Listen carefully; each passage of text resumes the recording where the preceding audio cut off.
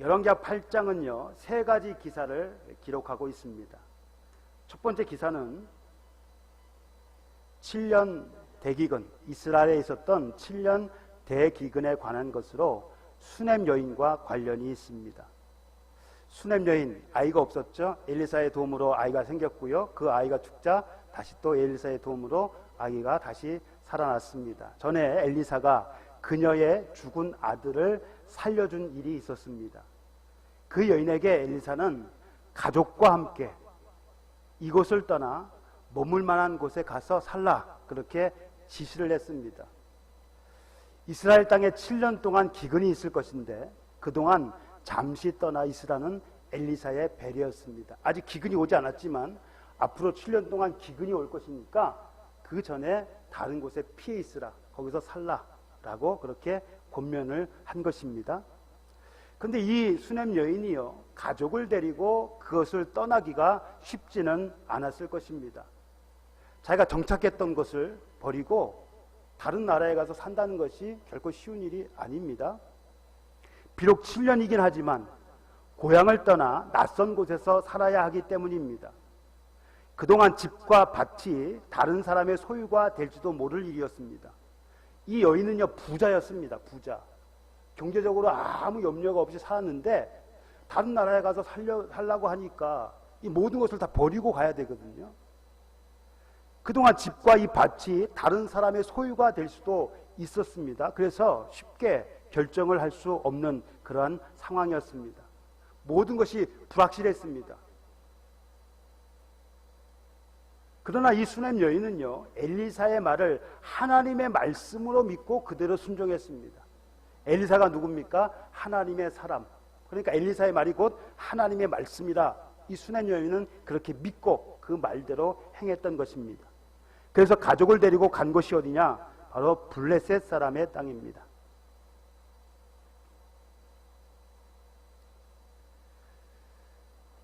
이 수넴에서 블레셋까지는 아마 30-40km 정도 돼요. 뭐 걸어서 빠르면 하루 만에 갈 수도 있고, 뭐 천천히 간다면 이틀 만에 갈 수 있는 거리인데, 여기서 7년 동안 머물러 살았습니다. 블레셋은요, 이방 나라가 아닙니다. 왜냐하면 하나님께서 주신 가나안에 포함이 되어 있는 나라입니다. 그리고 다윗과 솔로몬 시대에 완전 정복이 됐어요. 솔로몬 시대에는 이 블레셋에서 조공을 바쳤습니다. 그러나 지금은 남북으로 분열된 상황이었기 때문에 이 블레셋이요, 그리 안전한 곳은 아니었습니다. 그러나 가뭄을 피하기에는 가장 적당한 곳입니다. 왜냐하면 지형상 해안가에 있었기 때문에 가뭄의 영향을 덜 받아요. 그래서 가뭄을 피하기에는 적당한 곳이었지만 그러나 그리 안전한 곳은 아니었습니다. 그런데 하나님께서 그들이 그곳에 편안히 거할 수 있도록 지켜주셨습니다. 아는 사람이 없어요. 또 대부분 이스라엘 사람이 아니고 블레셋 사람입니다. 그럼에도 불구하고 하나님께서 그들을 안전하게 편안히 지낼 수 있도록 지켜주셨다는 것입니다. 뿐만 아니라 수넴 여인의 가족이 블레셋에 머물러 있는 동안 하나님께서는요, 그녀의 가족이 다시 돌아와서 생활하는데 아무 지장이 없도록 준비하고 계셨습니다. 그러니까 하나님 보내놓고 가만히 계신 것이 아니라요, 보내놓고 다시 돌아왔을 때 그 모든 상황을 하나님께서 아시니까 아무 지장이 없도록 그렇게 준비하고 계셨다는 것입니다.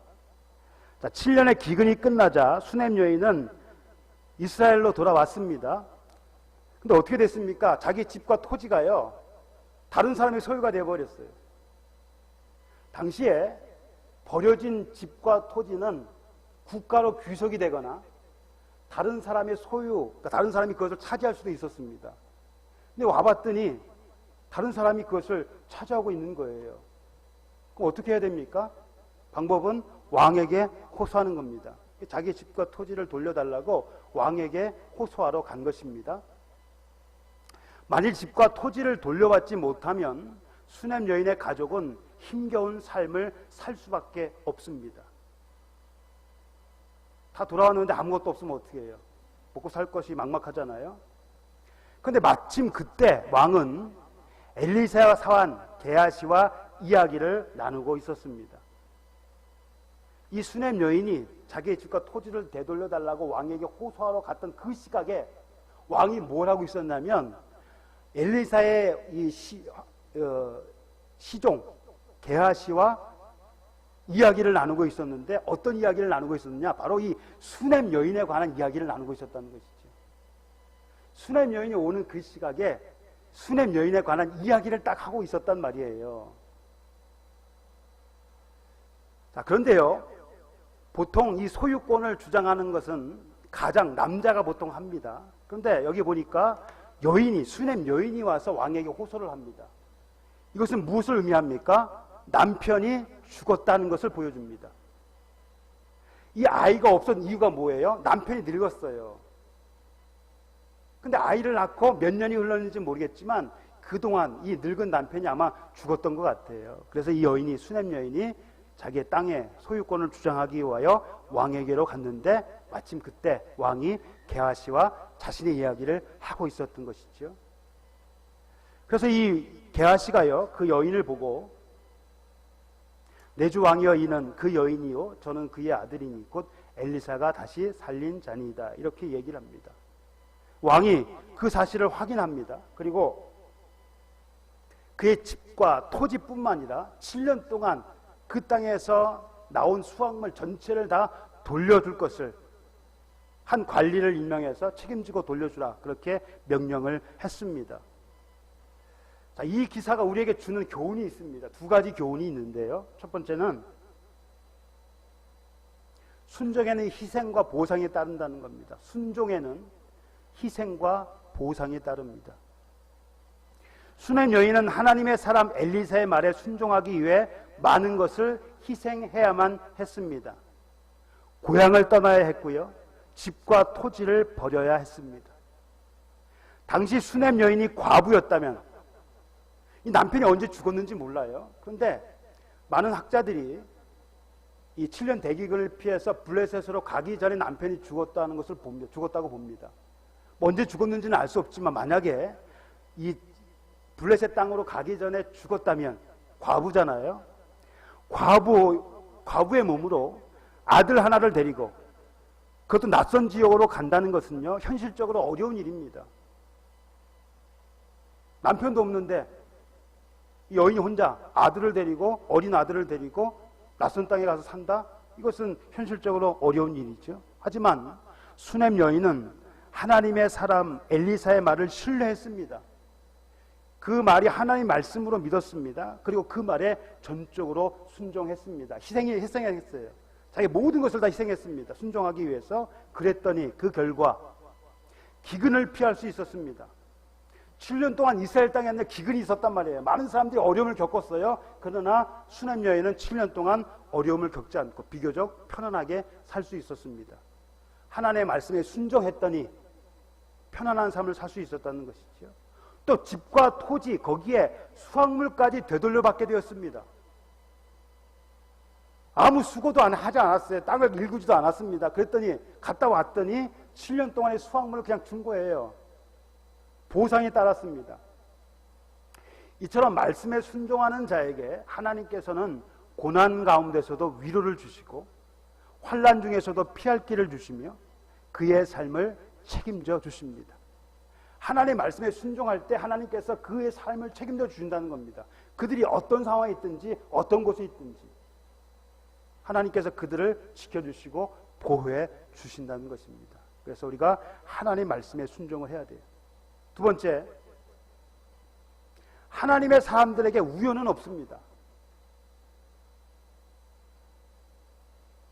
수냄 여인이 왕을 찾아간 바로 그 시각에 게하시가 왕에게 그녀에 관한 이야기를 하고 있었다는 것은 세상 사람들이 볼 때 우연이라고 생각할 수 있습니다. 우연히 그런 일이 있었겠지라고 생각할 수도 있습니다. 그런데 성경에는요, 이와 유사한 기사들이 종종 등장합니다. 이것뿐만 아니라 성경에는 이와 비슷한 일들이 기록이 되어 있습니다. 그 중에 하나가 뭐냐면 룻기서에 기록이 되어 있는데요, 모압 여인 룻이 시어머니를 따라 남편의 고향인 베들레헴에 왔습니다. 나오미의 남편 죽고 시아버지도 죽고요, 남편도 죽고 과부 둘만 다시 베들레헴에 왔어요. 그때가 언제냐면 보리 추수가 시작될 무렵. 자, 그녀는 생계 유지를 위해 무엇이든 해야 했습니다. 당시 과부로서 할 수 있는 일이 없어요. 오늘날 뭐 과부가 뭐 얼마든지 벌어서 살 수 있지만 당시에는요 과부가 할 수 있는 일이 없었습니다. 오직 이삭을 줍는 일, 추수할 때 떨어진 이삭을 줍는 일, 그것밖에 할 수가 없었어요. 그것도 걱정이 됐습니다. 왜냐하면 낯선 곳에서, 그것도 이방 여인으로서 혼자 이삭을 주우러 간다는 것이 쉬운 일이 아니었기 때문입니다. 아무도 몰라요. 또 낯선 다른 이방인이에요. 그런데 어느 밭에 가서 이삭을 줍겠습니까? 만일 고약한 주인이라도 만나면 아예 이삭을 줍지 못할 수도 있습니다. 못된 주인. 그러면 허탕을 치는 거예요. 그래서 이 롯이요, 마음이 너그러운 주인을 만나 그 밭에서 이삭을 주울 수 있기를 희망하면서 집을 나섰습니다. 하나님께서 나를 인도하셔서 마음 좋은 주인을 만나서 은혜를 입게 해달라고 그렇게 희망하면서 집을 나섰습니다. 하지만 어디로 가야 할지, 누구한테 물어야 할지도 몰랐습니다. 지금 외국에 살다가 베들레헴, 이스라엘 땅 베들레헴에 왔어요. 낯선 곳이잖아요. 아무도 몰라요. 또 어디로 가야 할지, 누구 밭으로 가야 할지 아무도 모르는 상태입니다. 근데 무작정 나갔습니다. 그냥 먹고 살아야 되니까. 이삭을 줍기 위해 무작정 나갔더니 간 곳이 어디냐? 바로 시아버지의 친족 보아스에게 속한 밭이었습니다. 그런데 루키 기자는요, 이를 우연이라고 했습니다. 우연. 나갔는데 우연히 보아스의 밭에 갔다는 겁니다. 룻은 그 밭의 주인이 누구인지 몰랐죠.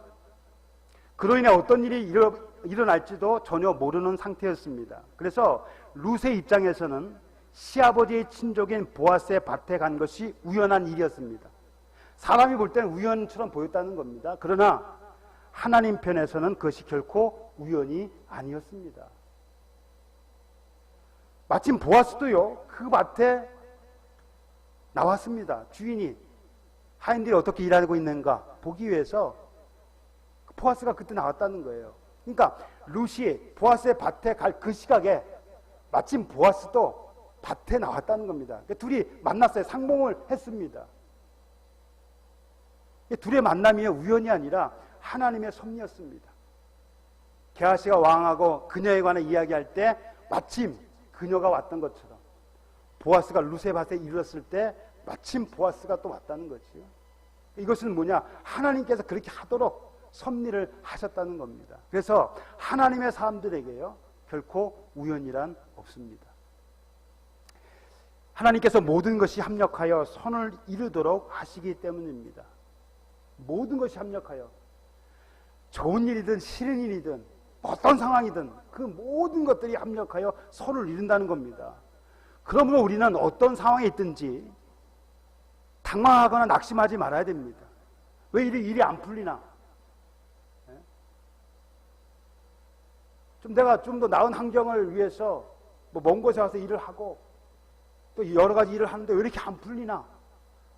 그럴지라도 낙심하거나 당황하지 말고, 왜 그래요? 협력하여 선을 이루시는 하나님이 계시기 때문에 그렇습니다.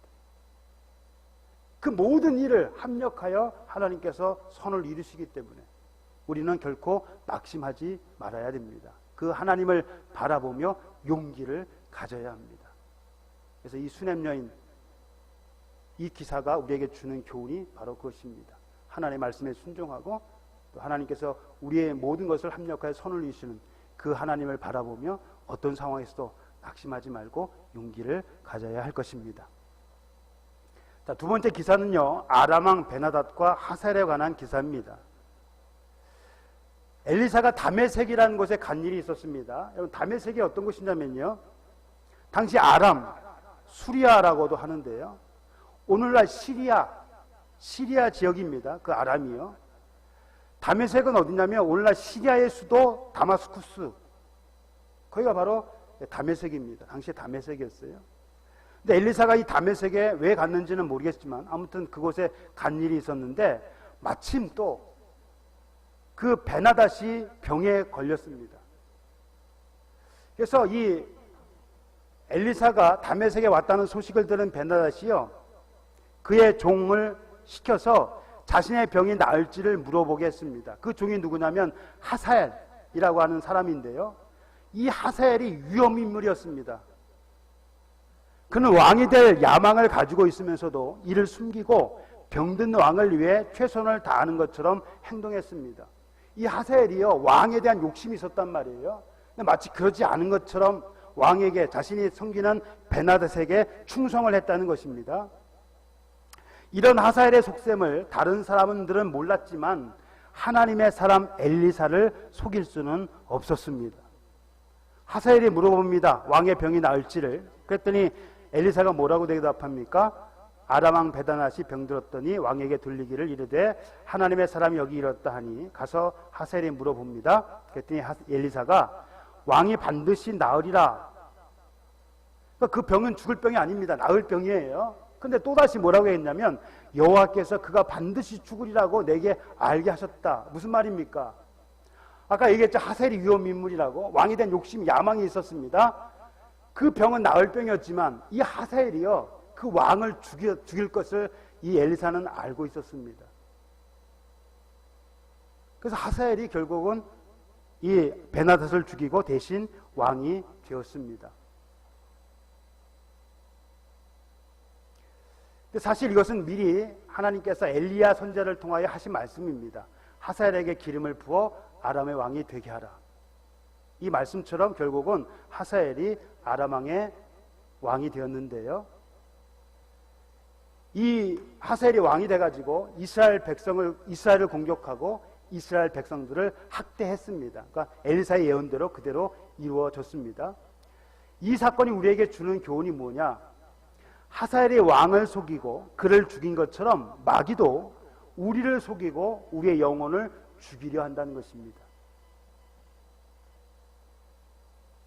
마귀가요, 우리 영혼을 죽이려고 지금 한다는 것이에요. 그래서 마귀는 사람들이 복음을 받아들이지 못하도록 미혹하여 예수님을 믿지 못하게 합니다. 그럼 믿음은 어떤 상황에서 생깁니까? 믿음은 어떻게 생겨요?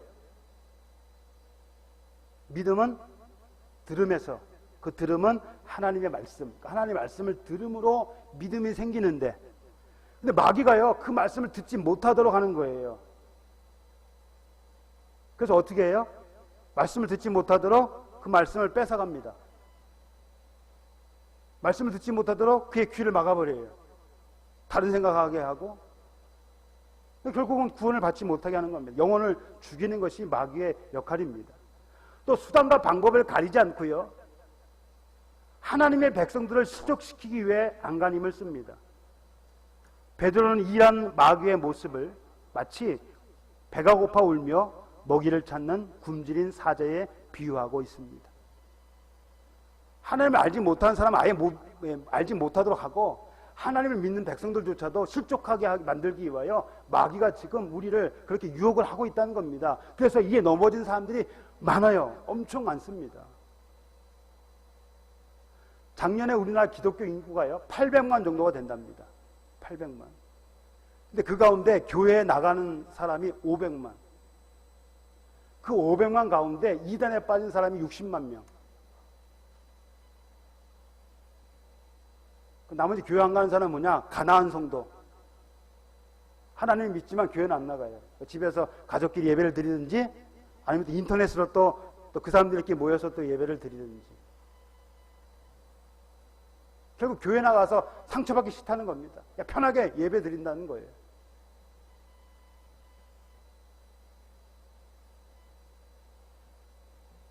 뭐 그렇게 해서 믿음을 유지하면 다행이고요. 근데 마귀들이요 자꾸 그걸 실족시켜요. 이단에 빠진 자가 60만 명. 근데 그 빠진 사람 중에도 자기가 다니는 교회가 이단인지도 모르는 사람이 거의 반이라 그럽니다.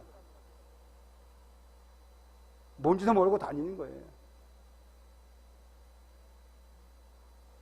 마귀의 별명이 뭐냐면요, 회방자, 속이는 자, 파괴자입니다. 그래서 마귀는 끊임없이 사람들을 속이고 파괴하고 멸망시킵니다. 우리가 마귀의 먹이가 되지 않기 위해서는 항상 말씀을 드리지만 깨어 깨어 있는 거예요. 깨어 있는 거. 깨어 있는 건 뭡니까? 깨어 있는 것이 뭐예요? 그러니까 쉽게 하면 영적으로 민감하라는 거, 영적으로 민감하라는 겁니다. 세상 일에 너무 몰두하지 말고 영적에도 민감하라는 거예요. 시대를 분별하라는 겁니다. 이 시대가 어떤 것인가? 깨어서 뭐 하라고요? 정신을 차리고 정신을 바짝 차려야 됩니다. 조그만 틈만 나면 마귀가 기어들어오니까 정신을 바짝 차리고 또 뭐 해야 됩니까? 기도해야 돼. 기도. 여러분 우리가 깨어서 정신 바짝 차린다고 마귀가 틈 안 탑니까? 그래서 그 마귀가 틈타지 못하도록 성령께서 우리를 도와달라고, 마귀의 유혹에 빠지지 않고 도와달라고 기도하는 겁니다. 기도하는 거예요. 왜 많은 사람이 이단에 빠지는가? 기도를 잘못했기 때문에 그래요. 이단에 빠지지 않도록, 말씀 올바로 불변할 수 있도록 이렇게 기도를 해야 되는데 자꾸 감정적으로 하니까 사람들이 감정에 휩쓸려갖고 그냥 이단에 빠지는 겁니다. 한번 빠지면 나오기가 힘들잖아요. 그러니까 빠지기 전에 우리가 정신을 바짝 차리고 빠지지 않도록 성령께서 도와달라고, 영을 분별할 수 있도록 해달라고 우리가 기도하는 거예요. 그리고 그 말씀이 진짜인가 가짜인가 말씀을 연구하라고 제가 말씀드렸잖아요. 강단에서 선포되는 말씀이 물론 하나님의 말씀으로 받아들이고 간절한 마음으로 받아들이되 정말 그 말씀이 하나님의 말씀인지 올바로 전파됐는지를 한번 내가 보라는 거예요. 그냥 무조건 전하니까 아멘 하고 끝이니까 이게 말씀이 옳은지 그런지도 분별을 못해요. 그래서 많은 사람들이 잘못된 길로 빠지고 있습니다. 그래서 우리가 항상 정신을 바짝 차리고 마귀의 유혹에 넘어가지 않도록 우리가 기도해야 됩니다. 마지막 세 번째, 유다왕 여호람과 아하시아에 관한 기사입니다. 성경에 보면요, 이름이 비슷한 이름들이 많이 나와요. 똑같은 이름이 나와요. 그러니까 정신줄 놓고 성경 보면, 또 정신줄 놓고 말씀을 들으면 뭐가 뭔지를 알 수가 없습니다. 여호람 아하시아, 유다왕 여호람 아하시아입니다. 그런데 이스라엘에도 여호람과 아하시아가 있어요. 그러니까 정신줄 놓고 보면 유다왕 여호람을 이스라엘 왕 여호람으로 착각할 수가 있고요. 또 이스라엘 왕 아하시아를 유다왕 아하시아로 착각하고 있어요. 그러니까 성경이 왜 틀리네 또 이런 소리를 하고 있단 말이에요. 그러면 제가 도표로 말씀을 드립니다. 자, 북이스라엘 7대 왕 아합은 가장 악한 왕이죠. 그의 아들 아하시아 8대 왕인데 아들이 없어서요, 아합의 아들 여호람이 대신 왕이 됐습니다. 그러니까 여호람은 아하시아의 아들이 아니고 아합의 아들입니다. 9대 왕인데 다른 이름이 또 있습니다. 요람이라고도 해요. 요람이라고 합니다. 남유다, 아사는 3대 왕입니다. 세 번째 왕이에요. 아사의 아들 여호사밧은 4대 왕이고 여호람은 5대 왕입니다. 그러니까 지금 열왕기하 8장에 나오는 여호람이 누구냐면 두 명이 나와요. 이스라엘 왕 9대 여호람이 나오고요, 유다의 5대 왕 여호람입니다. 근데 오늘 성경에 보니까 요람이라고 되어 있어요. 요람. 요람이 여호람이에요. 똑같은 이름입니다. 그래서 북이스라엘의 여호람은 9대 왕이고 남유다의 여호람은 5대 왕입니다. 그리고 아하시아가 또 나오는데요, 여호람의 아들 아하시아 6대 왕이고 북이스라엘에 또 아하시아가 있죠. 여호람의 그거는 형입니다. 형. 그러니까 우리가 이 관계를 잘 알아야 이 말씀을 헷갈리지가 않아요.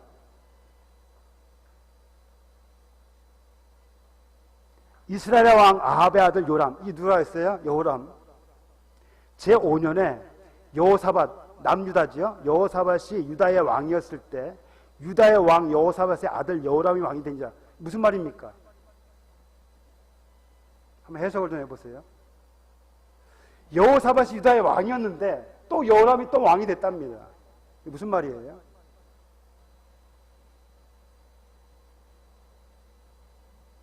여호사밧과 그의 아들 여호람이요, 공동 정치를 했다는 겁니다.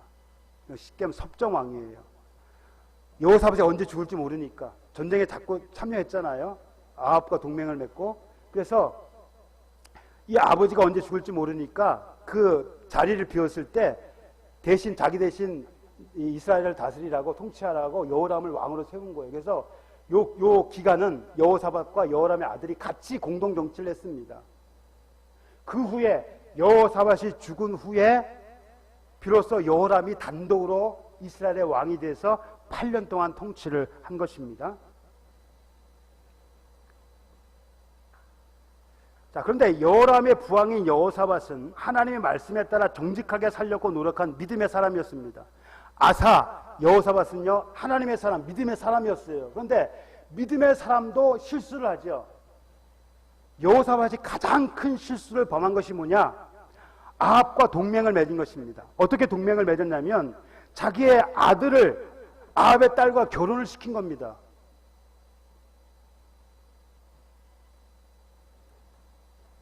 혼인을 시켰어요. 그래서 동맹을 맺었습니다. 이것이 여호사밧의 가장 큰 실수입니다. 왜냐하면 여호람이요 왕위에 오르자마자 그의 동생 6을 다 죽여버립니다. 역대하 2장 21장에 나오는 얘기인데요. 또 방백들 몇 명도 죽였습니다. 여호와를 떠나 우상을 숭배하는 죄를 범했습니다. 왜 이렇게 여호람이 그런 악한 일을 범했는가? 성경은 이렇게 얘기합니다. 아합의 딸이 그의 아내가 되었기 때문이라고 합니다. 왜 여호람이 악한 왕이 되었느냐? 아합의 딸이 그의 아내가 되었기 때문이라. 여호람의 뒤를 이어 왕위에 오른 그의 아들 아하시아도요 아버지의 길로 행했습니다. 똑같이 악한 길로 행했어요. 그럼 왜 그 아하시아가 또 악한 길을 행했는가? 그 어머니 때문이라고 했어요. 어머니 때문에. 어머니가 누구예요? 아달랴. 아합의 딸 아달랴.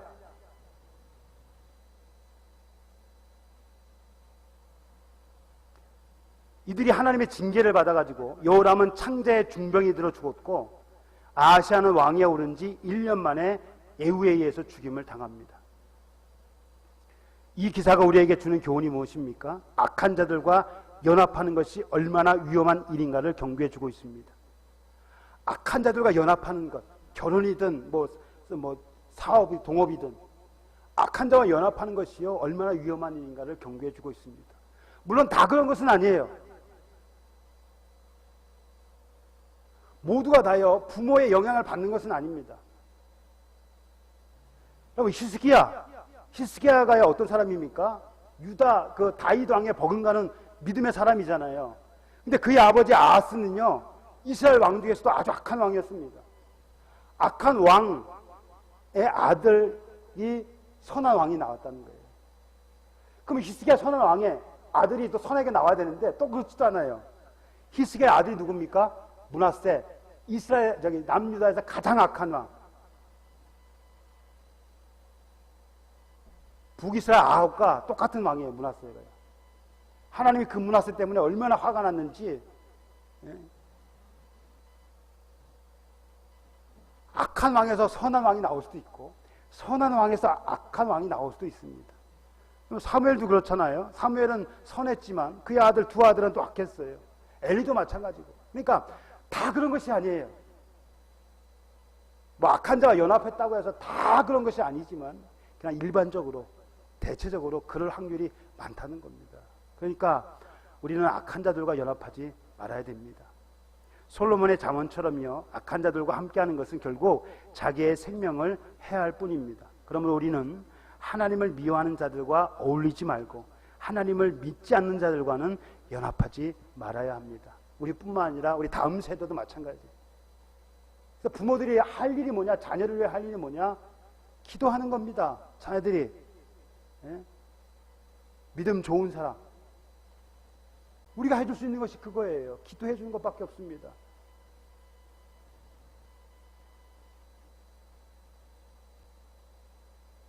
우리 자녀들이 믿음의 가정과 연합할 수 있도록 위해서 부모는 기도를 해야 합니다.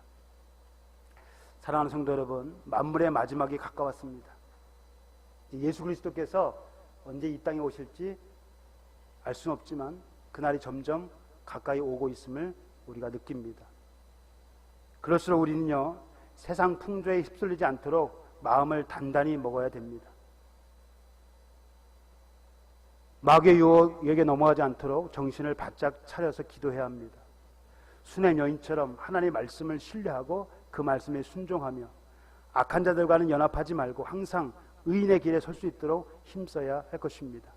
주님을 맞이할 그날을 소망하며 신앙에 정진하는 믿음의 사람들이 되기를 소원합니다. 기도하겠습니다.